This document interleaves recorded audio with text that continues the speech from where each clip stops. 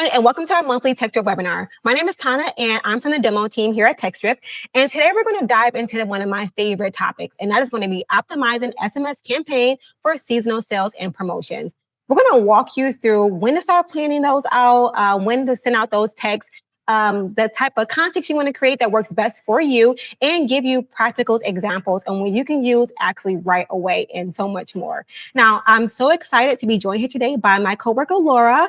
Laura is actually a part of our marketing and sales team. She's also our outreach associate. So basically, she's the one helping us to connect the dots between our messages and our audience.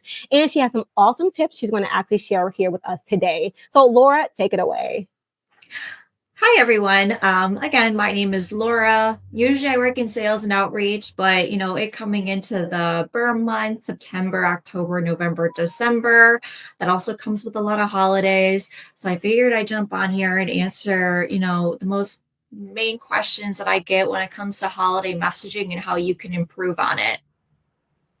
Absolutely. Now, with that being said, Laura, we're going to jump into this very first question. Now, we are all dying to know, when should I start planning my SMS campaign for seasonal sales and promotions? Yeah, so ideally, you're going to want to start between 4 to 6 weeks in advance, I would say.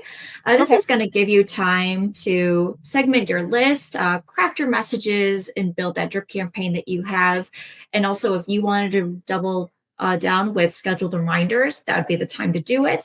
For major holidays like, Black Friday, Thanksgiving, Christmas, things of that nature. Awesome. Yeah, definitely. Our customers should be getting started right away. This is the perfect time to go ahead and get those things started. But for my next question, I want to know is, how often should I text during the seasonal promotion? Yeah, so during that promotional time, I would send about 3 to 5 texts per promotion. This is how I would stage those. The first one would be in a teaser one. So prior to the sale that you are having or the promotion, I would put something out to everyone saying, sneak peek, this is what's going on, keep your eyes peeled. The next one would be one that you would put on the very first day. Basically, it would be the promotion itself. And then the third one will be something midway. So midway through that promotion, you're going to want to send a text message saying, we're midway through it and you should take advantage of it as soon as possible before it leaves. And then the very, very last text would be the one on either the last day or the day before the last day, just saying, this is the last opportunity you have to purchase, and put a lot of urgency on that very last text. Absolutely. Now, I love the idea of a teaser because that just helps to build up your anticipation with your customers. Now, we all want to know is that, how do I segment my context for the better seasonal results? Yeah, so there's 3 ways you can do that. One of them is going to be past purchase behavior. So if you have been in a business for a minute and maybe you ran promotions last year, you should have hopefully the data to see who purchased from you and who didn't. And the people who purchased from you are probably going to be more of a hot lead for you to purchase again this year. So definitely, keep that in mind when you're creating those text messages and who you want to send them out to, because those people who purchased last year will probably be the same ones who purchase again. Also, we're going to look at engagement level. So let's say you and your customers are talking here and there, or you send out a lot of text messages in general about your business. Which ones take the most advantage out of those promotions that you send to them? Those are going to be the ones that are going to take advantage again of this promotion. So highly, highly, highly recommend, checking out your engagement levels and making sure you're sending it out to the right clientele.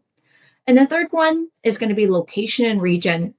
Now, for somebody online, this might not matter as much, but if you're a brick and mortar store in, let's say, Chicago, you got clients in Detroit, they're not going to come all the way to Chicago for that promotion. So just be really mindful of the area that you are sending out these promotions to, or the text to, that is to people in the community, so that they can actually take advantage of the promotion of your brick and mortar store.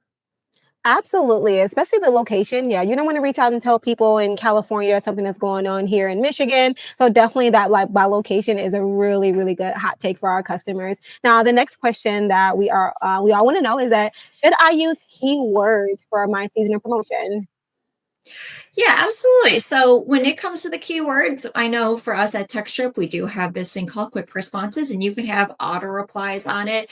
And what happens is that when somebody sends you a keyword, perhaps you actually put the coupon onto that auto response. So your keywords can be relevant to the promotion itself or the season. So I highly recommend using one such as Christmas, Thanksgiving, Halloween, spooky, Santa, something of that nature. Absolutely. Yeah. Using those keywords, that's also taking advantage of our different features that we have within TextScript. Like you said, the quick responses, they can also use our tags within there too as well. You're getting the most of your money. So you're paying for all these things anyway within TextScript. Definitely take advantage of all those things. Now, for the next question, I do want to go over with you is that how do our customers, how they're going to actually track their success for their seasonal SMS campaign? Yeah, so there's definitely a couple ways you can do it, and you don't need a marketing degree to do them all. Okay. But some simple ways is link tracking. You can get a link tracker and put it onto that promotional code so that you can see who's clicked on it, who didn't. Mm-hmm. And also, again, with those keyword triggers that I talked about, when somebody sends one back to you, that could obviously maybe trigger in your system, hey, this person's interested.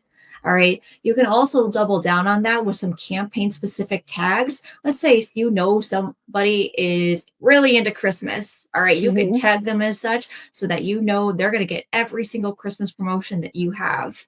A couple other ones that you can look at is, you monitor your open rates, look at your click through rates.